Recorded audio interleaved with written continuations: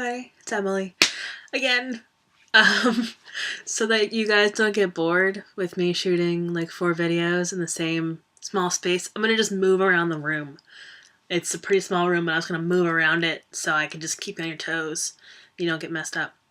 Okay, week 65 is Intersecting Identities. And it's the rather complex idea, that who we are and the different identities that we have and the different communities that we belong to, how they kind of shaped who we are and prepared us for being in a relationship with a trans person. And I know it might sound kind of convoluted, but once you stop and break it down, it's really quite enlightening. So that's what I did, and I hope that I make sense during this whole situation. So, one thing I realized when thinking about this video is that the most important thing in being the partner of a trans person is having a little bit of a thicker skin. Is not punching people in the face when they use the wrong pronouns or say transphobic stuff. It's knowing when to pick your battles. It's all those things and so many more. But what I realized when I thought about the fact that I do have titanium level thick skin is the only reason I'm like that is because of how I grew up. And the fact that I never realized how important my bullies would be to me.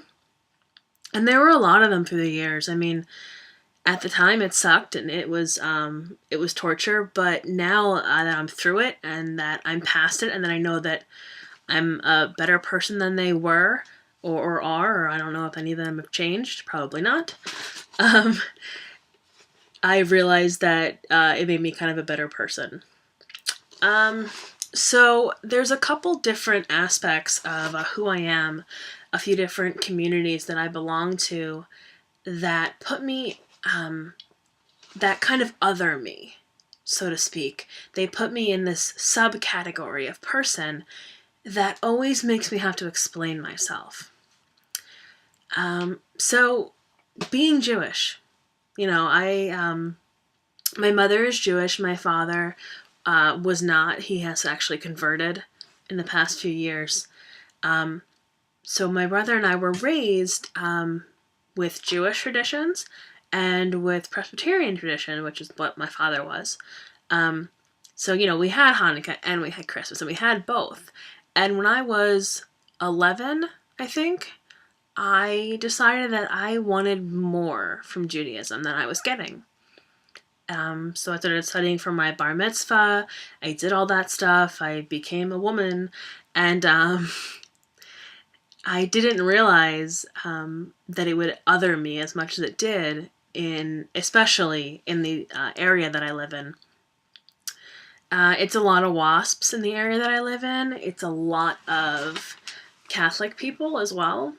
So, you're the first Jewish person I've ever met is what I heard a lot. And then I went to school in Western Pennsylvania, which is a lot like the South sometimes. And again, I was the first Jewish person anybody had ever met. So I didn't realize, when I was 11, that claiming my identity would put me in this whole other subcategory of human and would make me have to explain myself more. So I had that going for or against me, however you want to see it. I have always been a little bit left of center, to quote my mother. In middle and high school, I dressed more goth, as the kids were calling it at the time. So I never owned color, I never wore color or anything. I wore those big baggy pants, the chains, all that kind of thing. It was really super rad. I liked my style back then. I just have, outgrown it a little bit at this point. But that drew attention, people are always asking me, why are you wearing that? Why do you look like that? You would be really cute if you didn't dress like a freak. All that kind of stuff. And it othered me. and it made me have to explain myself. And it gave me bullies. It gave me a lot of bullies, and I think that period in high school mostly was when I realized who I was and who I wanted to be, and that I didn't give half past a flying fuck what everybody thought about me. And that was a pivotal turning point for me. Again, titanium level, thick skin. I was not afraid of anybody at that point. The other thing that I guess kind of prepared me was the fact that I grew up right out of was the fact that I grew up outside of a major city. And unfortunately, being female presenting outside of a major city means that you're going to be subject to street harassment. For those of you who don't know, it's, catcalling, whistling, all that kind of stuff. So you learn to grit your teeth and bear it, and you learn to just ball up your fists and keep walking. And I've had lots of people yell things at me from car windows that they thought that I needed to know. I'm looking at you, dude that yelled, "Hey, fat chick," at me when I was walking on campus. I'm looking at you. And people just decided that these were things that were in their bodies that they needed to get out. And I needed to hear them. So everyone that ever yelled things at me, catcalled me, street harassed me, any of that stuff, that taught me to just chin up and power through and bear it, which is a very important lesson when you're dating a trans person. So that every time someone makes a transphobic comment, you don't punch them in their damn face. It's an important lesson.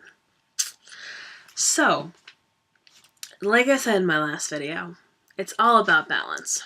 It's all about knowing when to fight and when to just bite your lip and power through it.